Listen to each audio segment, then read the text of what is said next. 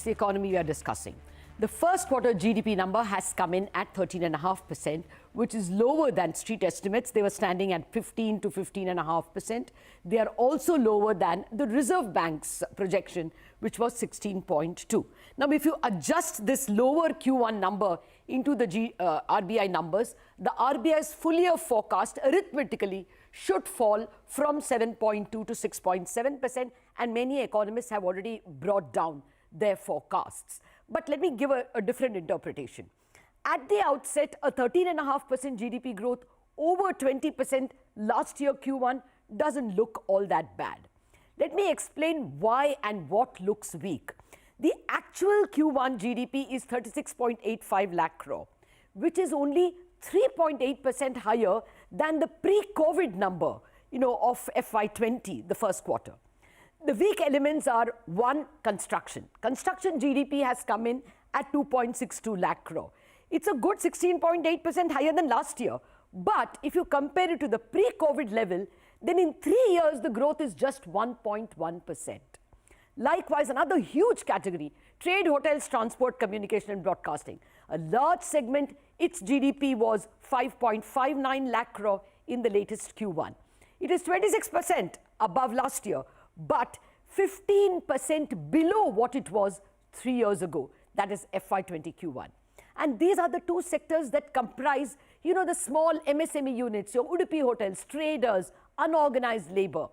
Okay, now what are the strong points?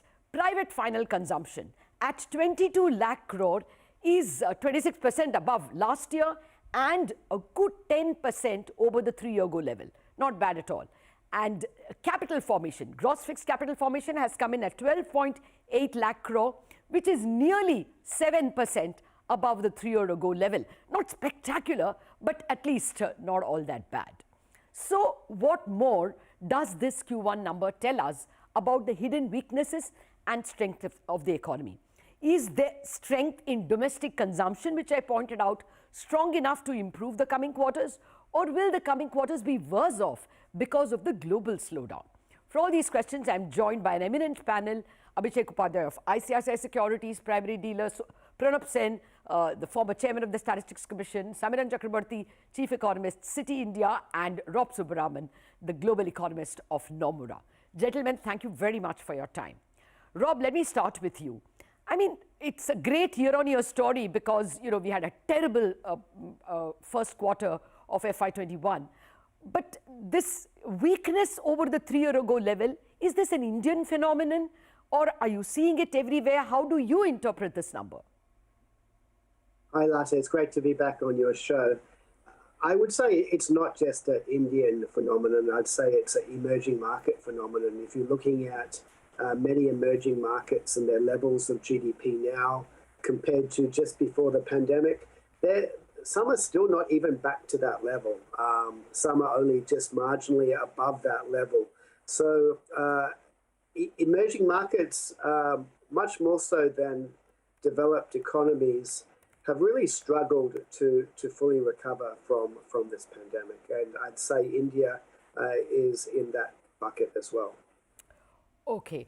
All right. I'll come back to you on the global impact, recessionary impact. But Samiran, I got your note. And you also point out that actually domestic demand is very strong. I pointed out to the personal final consumption numbers as well. If that is so strong, should not the domestic consumption engine be able to propel us better in the quarters to come? Why are you reducing your GDP forecast?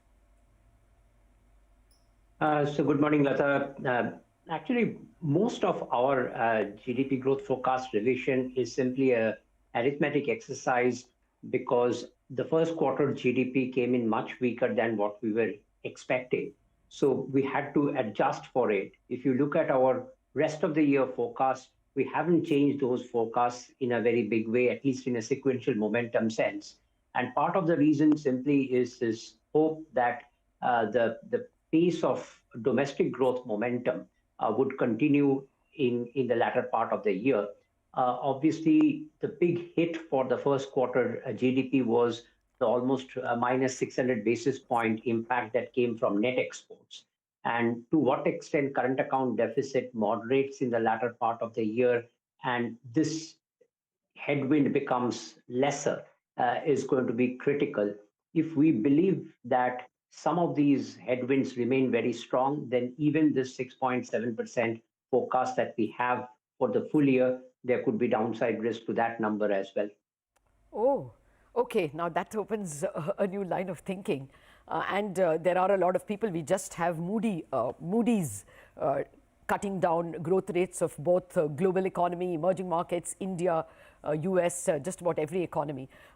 Dr. Sen, I was pointing out to construction and trade, the large sectors which represent the lower part of the economy, doing so terribly.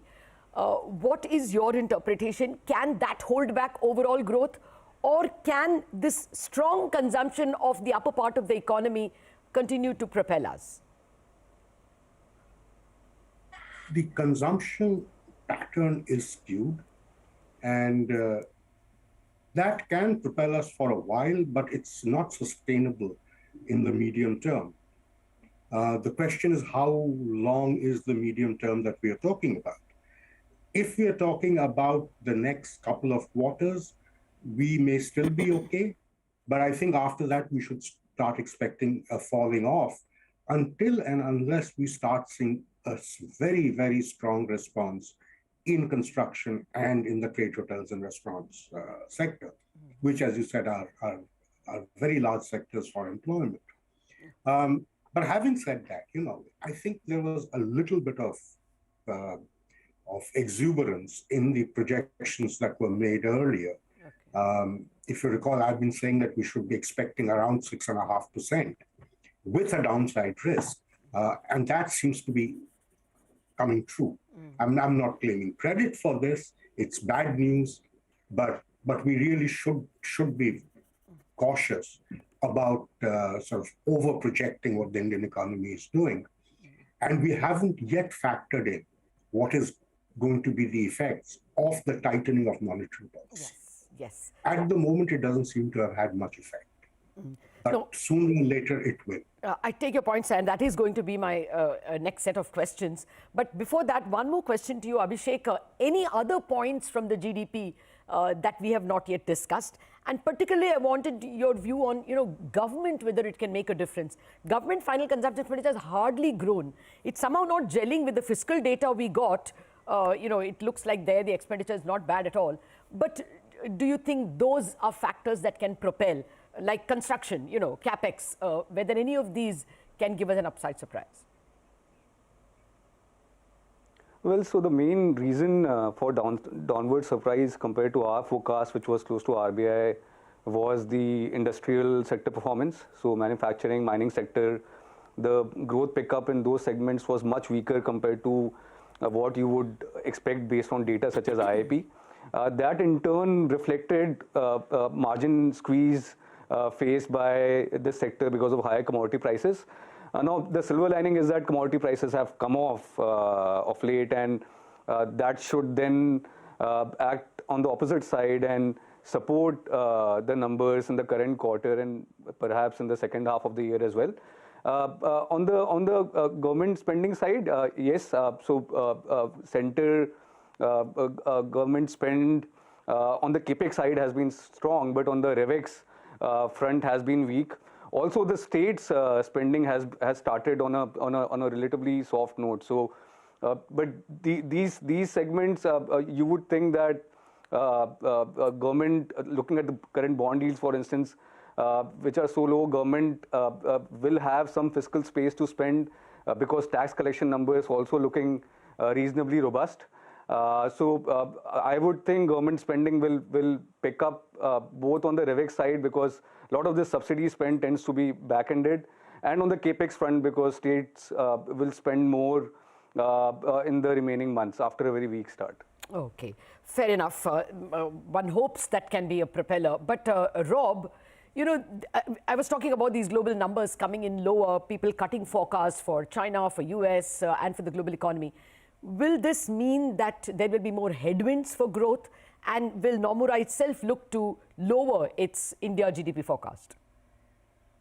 So absolutely, there's going to be headwinds. We're already forecasting recessions in the US, Eurozone, UK, Canada, Australia, South Korea, New Zealand. Many economies now we think are going to have negative growth for the whole of 2023. Let's face it, central banks have been very clear now post-Jackson Hole. They're going to get inflation down no matter what.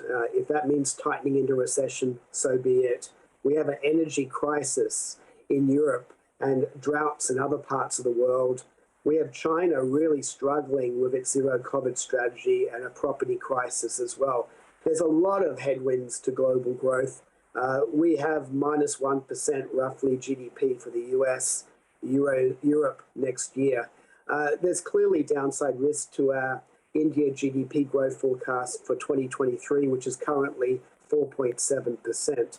I mean, I think this GDP number that just came out for India, I don't want to sugarcoat it. I think that's as best as it gets. I think it's slowing down from here. There was a reopening, pent-up demand that helped. There was a public infrastructure push. But going forward, I think we're heading to a slowdown, and I think many economists will be revising down their growth forecasts as external factors hit. Oh, okay. That's not looking good. Samiran, let's talk about net exports, taking from what Rob has said. You point out in your note that actually net exports is one of the reasons why we have done badly. I mean, our imports have done hugely well and exports are certainly not keeping pace. Won't that continue? What is your best hunch? So obviously, in a nominal sense, the current account deficit number is going to be maybe higher in 2Q compared to 1Q. But post that, we are expecting the nominal trade deficit numbers to start moderating a bit. The question is that to what extent this the deflator of this would affect the real part in the GDP, and it becomes a bit technical to understand. The other issue is that if India growth is also slowing down to some extent, the import volumes should also come off, and the relatively whether global growth is going to slow down even faster, affecting our export volumes, that is going to be a critical driver. But at this moment, we have been slightly optimistic in forecasting that for the next few quarters, the headwind from this net exports will not be as sharp as it was in the first quarter. Oh, really? Dr. Sen, what's your guess? Do you think, I mean, the way in which other countries are getting their estimates lowered, will exports be a bigger drag in the second half? Samiran thinks not. No, I think Rob was fairly clear about it. Yes, of course, it's going to be a drag. The real question is not what's going to happen to exports. I think that's almost entirely predictable. The real question is what's going to happen on the import side. And the thing is that if we are expecting the overall growth rate to be, even if it's slightly sub 7%, what gives us to think that import growth will come off? I mean, other than the pricing of the commodities. The sense that I have is that we have entered a consumption growth pattern which is import intensive. And that's not going to be changing in a hurry. So my worry, as I said, on exports, I'm not worrying because I think that's inevitable, and Rob was very clear about that. But on the import side, I am less sanguine. Okay, in that case, if faced with a higher current account deficit, to what extent can the Reserve Bank be more benign in its rate hikes vis-a-vis the Fed, for instance, which has already shown that it is going to be extremely hawkish? Well, all those questions after the break. You, of course, will be watching Chartbusters, but you will get to hear the entire conversation later on in the day.